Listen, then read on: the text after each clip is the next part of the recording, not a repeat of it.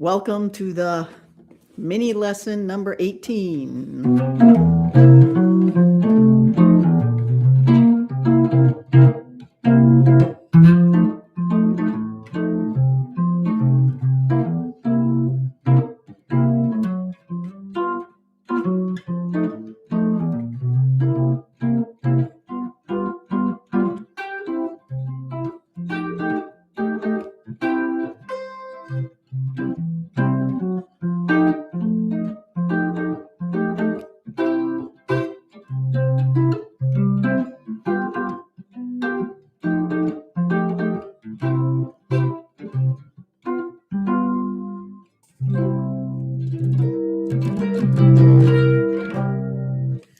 So, hi everybody, I'm Andrea Cannon. This is my channel, Andrea Cannon Guitar. I've been here almost every Wednesday. I did miss the last couple because I was serving in a couple of guitar festivals in this area of Houston. And yes, here's Miles. When he hears me talking, he knows there's people present. So this is his way of saying hello, everybody. Anyway, today I've got a new lesson for you. It will be in at least two parts. This part is called arranging an easy jazz tune. I put just arrange a jazz tune, but then I thought, jazz tunes range from being kind of easy to really hard. And this one, it's got some layers, but you will probably understand them all if you've been around for the last few lessons.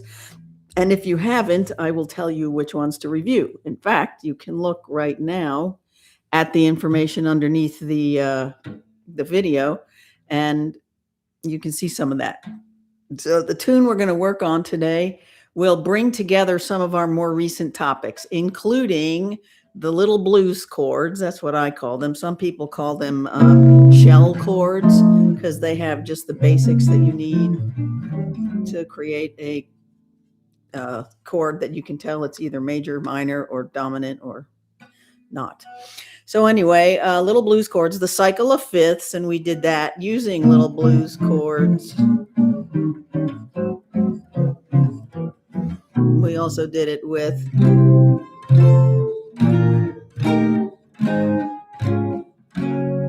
that way too, with bar chords, standard bar chords.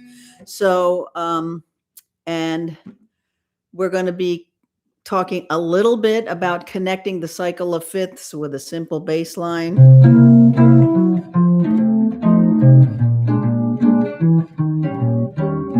Although we're not going to do it on the cycle of fifths, we're going to do it on our blues tune, C-Jam Blues. Okay. Now, new things we're adding this week are the standard blues form in the key of C, and that also is under the video in the description box. And it says standard blues form. The first four bars are 1, 4, and 1. So what we are going to be in the key of C. So let's see. We talked about cadences another time. Let's see if we can do this. What's 1, 4, and 1? Here's the C. That's number 1, 2, 3, 4. So C, D, E, F, and G. So C, F, and G are going to be the chords we're going to use if we're doing the standard blues form in the key of C major. So 1, 4, 1, 1. So that'll be C, F, C, C. And then F, F, C, C. That's the second 4 bars. And the last 4 would be 5, which is G, 4, which is F, and 1, which is C. Now, if that's the end of your song, you're going to play another measure of C, and that'll be it. But if you're going to turn around, that's why they call it a turnaround, because we're starting again at the beginning. It'll go to the 5. Oops.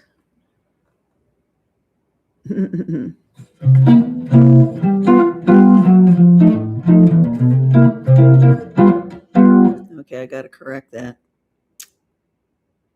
Got to remember to do it in your notes. Anyway, so the last 4 bars are 5, 4, 1, and then back to 5 if you're going to turn it around, and Just hold the 1 if it's the end of the song. Okay. So our sample jazz tune for today is called C Jam Blues. It's the easiest jazz tune I know of. There may be other really easy ones, but I think this is the easiest. So if you know of any other ones, you can let me know. And it's got that kind of jazzy thing going on, so that's always a good thing for learning anyway. So I'm going to play, I already played the chords for you as we were coming in, so I'll play them again in using the little blues chords or the shell chords, whatever you like to call them. So 2, 3, 4. This is the 4 chord F. Back to the C for 2 measures. F. 2 measures. 1, 2, 3. C. 2 more. Now G. F. C.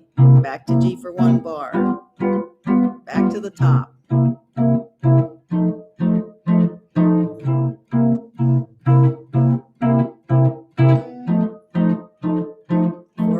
F, F, F, C, C, G, F, C. Okay, now let's learn the melody. You only need 2 notes. You've heard of the 1-note samba, right? This isn't that. It's the 2-note blues. Here we go. This is a G. So if I was playing a C chord right there at the 8th fret, it would be right there at the 8th fret.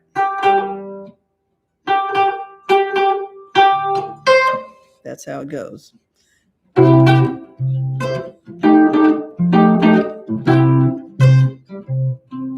So if you can play the chords, you can play the melody at the same time. But we're not really going to talk about that a whole lot. But here's how it goes. C.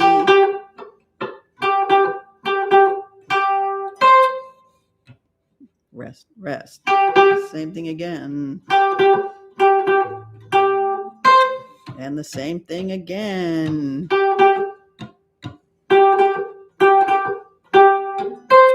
So that's the melody. So if you can play these chords, you can put the melody on top. I do it with a full bar chord.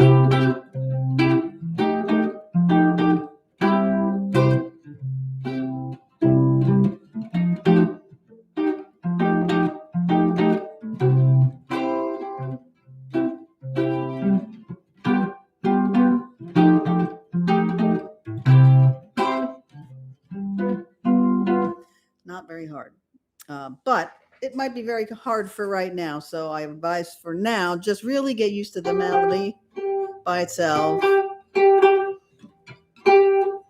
And most of all, let's work on these chords. Because once you do this, it's this 3 times.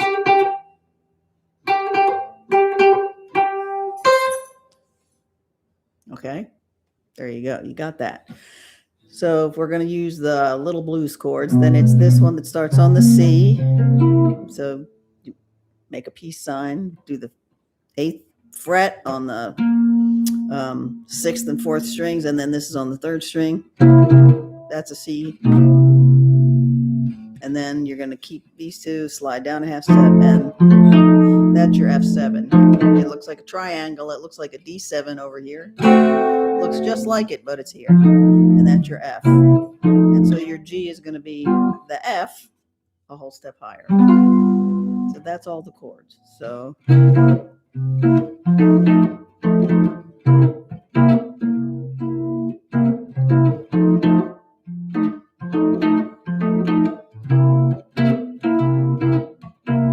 the G.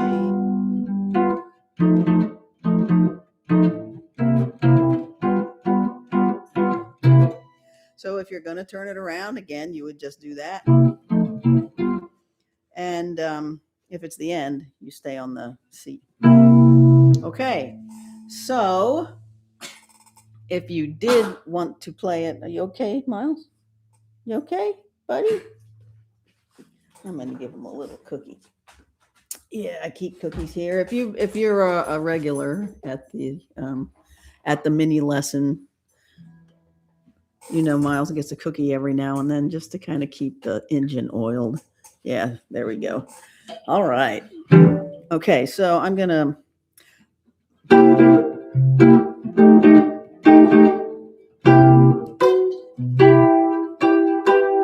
kind of a weird bar. But anyway. Okay, now I'm using my fingers at this moment. If you were using a pick, you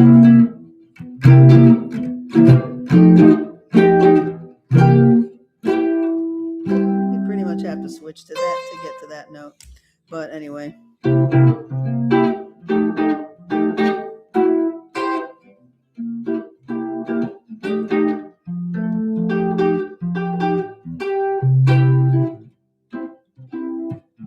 Now, to do the G chord, which is just this little triangle, and to be able to get the melody at the same time, you have to play the old-fashioned, like make the triangle with these fingers and put this one on the G. So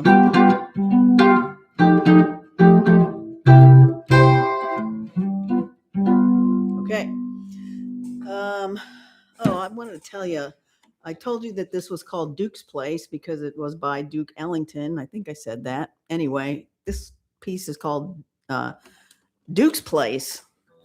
Duke Ellington was one of the most well-known jazz pianists and composers of his time. And he was, he had the Duke Ellington Orchestra is kind of like a big jazz band, you know.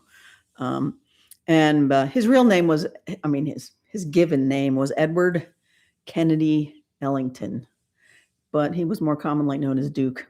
I'm not sure why, but sounds good to me. And he was one of the most well-known early jazz band leaders and composers. And if I played a few other of his tunes, you'd probably recognize the melodies. Maybe you wouldn't, but your mom would. Maybe she wouldn't, but her mom would. Anyway, so that's one reason we study his stuff, because he's got so much of it. And if you learn one of his tunes, it can help you play a whole bunch of other things, and it can help you play things that are not jazz as well.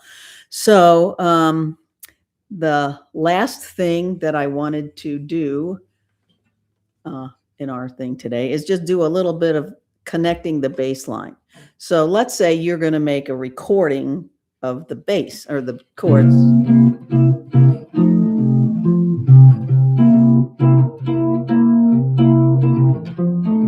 Whenever the melody's on the fifth string, as it is for the F and the G, you can go.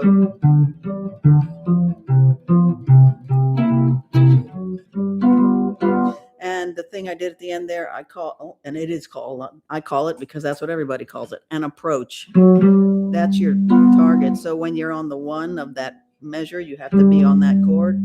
So on the 4 of the previous measure, you can go.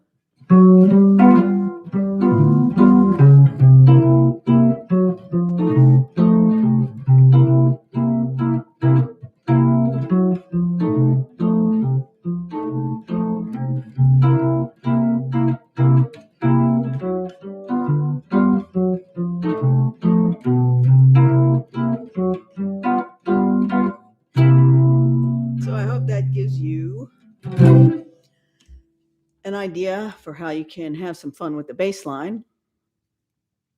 And again, I'm finger picking it, but you know.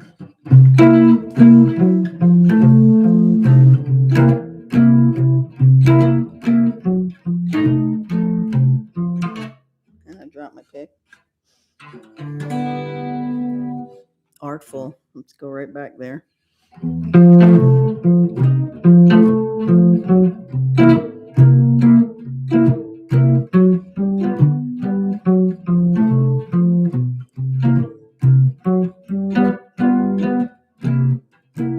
So you can do it pick and fingers. So it is now 15 minutes, 20 seconds into my stream. I like to keep it short because that way, if somebody isn't here and you find this video later, it's not a big, long commitment to sit and learn something spicy and fun. Because as you know, I usually say at the end of the podcast, have some fun with it. And if music is hard work, but it should also be fun, because really that's why we do it, right? And if you can find some friends to share it with, even better. All righty. So I will be gone to another guitar festival next weekend, but I'm going to schedule arrange a jazz tune part 2 and give you some more ideas on what you can do with Duke's Place. So don't forget, have some fun with it. And I will see you in a couple of weeks live. And next week, not live. See ya.